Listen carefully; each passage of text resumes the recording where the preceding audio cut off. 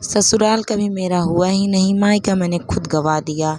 मैं पल्लवी हूँ, एक 27 वर्षीय शादीशुदा लड़की। माफ़ कीजिएगा महिला, क्योंकि शादी के 2 साल के अंदर ही लड़कियों वाली मासूमियत, लड़कपन कुछ भी मेरे अंदर नहीं रहा था।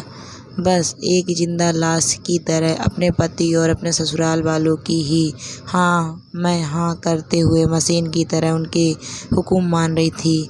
जब तक हुक्म मानती तब तक ठीक था, वरना तानों और गालियों के साथ साथ कभी कभी थप्पड़ भी पड़ जाती थी। आज भी माँ जी के काम से बाजार आई थी साग सब्जियाँ लेने, तभी बाजार में अचानक दीप्ति भाभी दिखाई दी। थोड़ा ध्यान दिया तो समझ गई कि वो गर्भवती हैं और सिटी हॉस्पिटल से अपनी भाभी के साथ बाहर आ रही हैं। सोचा कि जाकर उनसे बात करती हूँ, लेकिन पुरानी बातों को याद करते हुए मन खिन्न हो गया। लेकिन फिर भी अपने ईगो को एक तरफ रखकर अपने होने वाले भतीजे भतीजी के लिए उनकी खैरियत जानने के लिए मैं दीप्ति भाभी की तरफ चल पड़ी। दीप्ति भाभी, कैसी हो आप?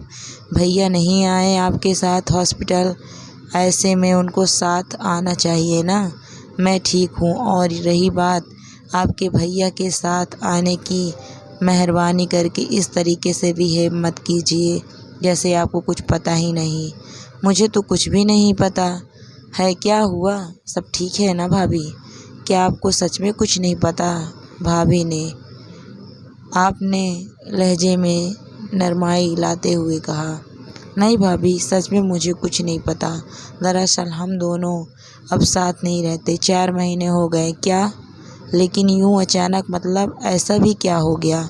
दीदी, इस हालत में मैं बाजार में ज़्यादा देर तक खड़ी होकर बात नहीं कर सकती, पर इतना कहूँगी कि आपके भाई ने मुझ पर हाथ उठाकर मेरे आत्मसम्मान को छलनी किया था। इसीलिए मैंने आपके भाई को और उस घर को 4 महीने पहले ही छोड़ दिया है। इससे ज़्यादा मैं बात नहीं कर सकती। ठीक है भाभी, आप जाइए। मेरे लायक कोई काम हो तो बताइएगा। इतना कहकर मैंने उनके कंधे पर हाथ रख दिया और भाभी ने एक व्यंग्यात्मक मुस्कान मेरी तरफ छोड़ दी, जिसने मुझे अंदर तक छलनी कर दिया। यूँ कहो कि आईना दिखा दिया। दरअसल बात आज से 2 साल पहले की है, जब दीप्ति मेरे बड़े भाई अस्मित से शादी करके हमारे घर आई थी। दीप्ति पढ़ी लिखी, संस्कारी और शांत स्वभाव की लड़की थी।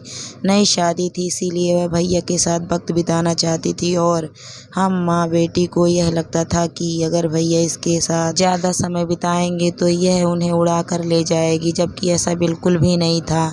हाँ, इस बात का एहसास हमें बाद में हुआ कि दीप्ति भाभी ऐसी बिल्कुल भी नहीं है, लेकिन उस समय हम माँ बेटी दीप्ति भाभी से ईर्ष्या कर बैठे, और इसी ईर्ष्या के चलते उन्हें सताने में, परेशान करने में, उन्हें ताने उलाहने देने में हमें कोई कसर नहीं छोड़ी। हालांकि 3 महीने बाद ही मेरी भी शादी होने वाली थी, लेकिन तब भी मैं इस बात को नहीं समझ पाई कि नई नई शादी में पति पत्नी को आपस में कुछ समय बिताना कितना ज़रूरी होता है। खैर, मेरी शादी के बाद भी इसी तरीके से चलता रहा। भैया की अटेंशन पाने के लिए हम माँ बेटी भाभी को परेशान करने का हर संभव प्रयास करते थे, जिसकी वजह से कहीं न कहीं हम भाभी की नज़रों से गिर गई। अब तो मेरा मायके आना भी भाभी को गवारा नहीं था, क्योंकि मेरा मायके आना मतलब घर में लड़ाई झगड़ा, हंगामा और क्लेश था, जिससे शांति स्वभाव वाली दीप्ति भाभी बचना चाहती थी। कहते हैं कि जैसा बीज बोओगे वैसा ही फल भी आपको भी मिलता है।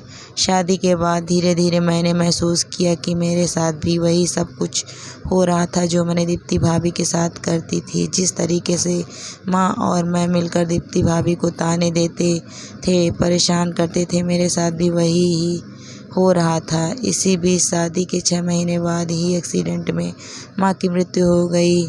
अब मायके के नाम पर मेरे पास केवल भाई और भाभी ही बचे थे, वही भाई भाभी जिनकी नज़रों में पूरी तरह से गिर चुकी थी।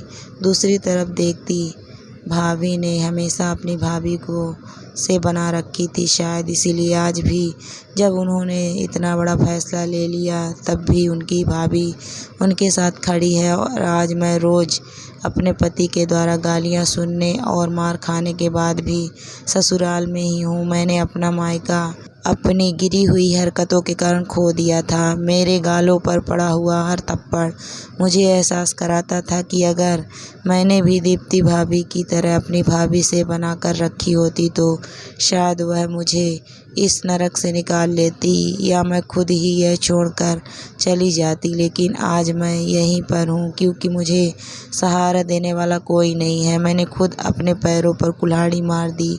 आज मैं ज़िंदगी की उस मोड़ पर खड़ी हूँ जहाँ ससुराल कभी मेरा हुआ ही नहीं, मायका मैंने खुद गंवा दिया। दोस्तों, अक्सर हमारी कहानियाँ में अंत भला हो तो सब भला ही सिद्धांत पाया जाता है, लेकिन आज इस कहानी को दुखद अंत के साथ छोड़ रही हूँ क्योंकि यही जीवन का सत्य है। जैसा आप करोगे वैसा ही पाओगे। कहते हैं ना, बबूल के बीज बोकर आम का फल नहीं पाया जाता। ठीक वैसे ही दूसरों के साथ गलत करने वाला कभी खुश नहीं रह सकता। तो